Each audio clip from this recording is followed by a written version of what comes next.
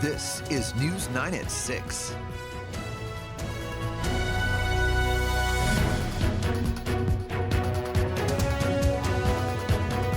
Island Creek trustees called a special meeting early today over ongoing contract negotiations for first responders. It's where we begin tonight. Thank you for joining us. I'm Jamie Baker. And I'm Dylan Cleland. News 9's Chloe Messagaitis has the story. Island Creek Township trustees and first responders across Jefferson County met Wednesday in a special meeting where a few contracts were signed in order to provide the township with EMS and fire coverage. We first reported on this story over a year ago, and there's been lots of back and forth between trustees and those services. The board executed EMS contracts out of the existing levy monies with Thames, but those will expire at the end of June. Thames did agree to sign the contract, but only until June 30th. And Chief Clark Crago says he's hoping for a more long-term solution. If the plan goes through to have better coverage in Island Creek Township, there's a plan in place for that. But for the Thames Joint Ambulance District to be able to execute that plan, we have to know what next year and the year after is going to bring us, not year to year. Trustee Brian Applegrath declined to comment on camera, but released this statement to News 9. A more long-term solution for the township and Thames is currently in the works, and I'm very confident in a positive outcome for both of us and the residents of Island Creek.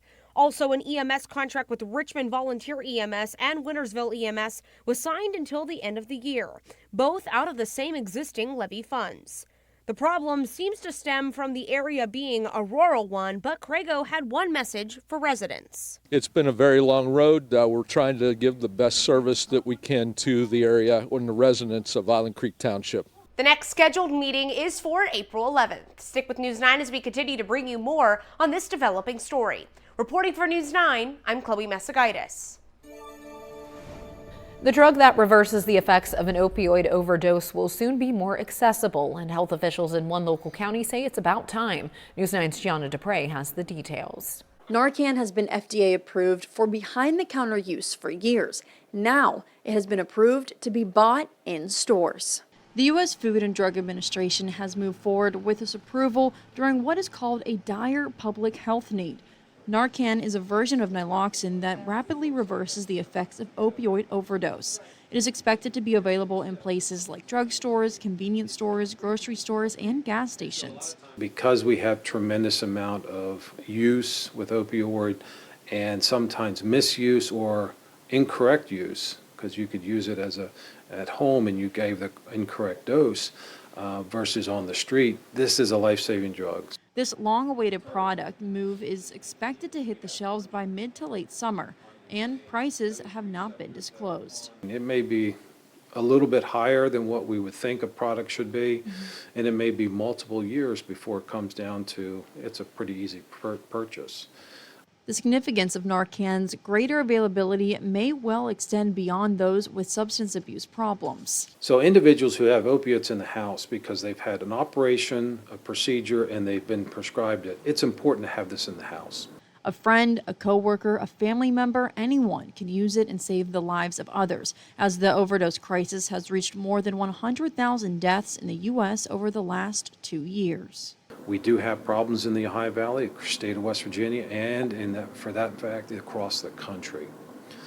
So this product in the hands of the right people is tremendous. Now, although this is an important step in the process to use easily up your nose, Gamble wants people to know that you still need to call 911 in a timely manner if a situation ever occurs. Reporting in Ohio County, I'm Gianna Dupre, News 9. The Harrison County Commissioners met Wednesday morning to discuss some new funding that's coming to the region. We received word last week that we were approved for the $250,000 planning grant through the Appalachian Grant Program. This is a program that the governor set out last year. So right now we're in the process of, we have RFPs available next week. We'll review those. Our committee is set. We'll be working through with Omega and through that planning process. The deadline for project approvals in the Appalachian Community Grant Program is in October. Today is National Vietnam War Veterans Day, and a local chapter of the American Legion hosted a ceremony to honor fallen veterans. Veterans and officials in Harrison County took part in a ceremony to honor 6 members of the service who didn't make it home. The ceremony was held in the John W. Stevenson Center in front of county commissioners, war veterans, and family members of those fallen in the Vietnam War who were honored for their service and sacrifice. The day was not only about honoring those fallen, but those who were never given a warm welcome when they returned home. The Vietnam veterans weren't really thanked.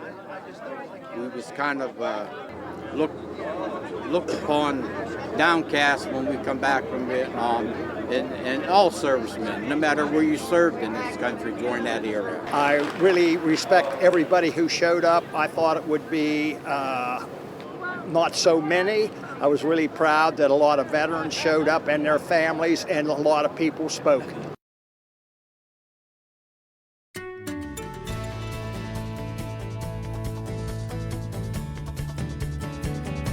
Severe Weather Team 9 coverage for you now as we take a live look outside through the lens of our tower cam with some changes coming to the forecast as we head into this evening. So you can kind of see it in the background of that shot there. For more, let's turn things over to Severe Weather Team 9 meteorologist Nathan Sheff. Yeah, we're going to be tracking a line of some rain and maybe even a little bit of snow on the tail end of it moving across the region really for the next few hours, but more specifically when its arrival at the onset here is over the next couple of hours as that front is dropping southeast across the region.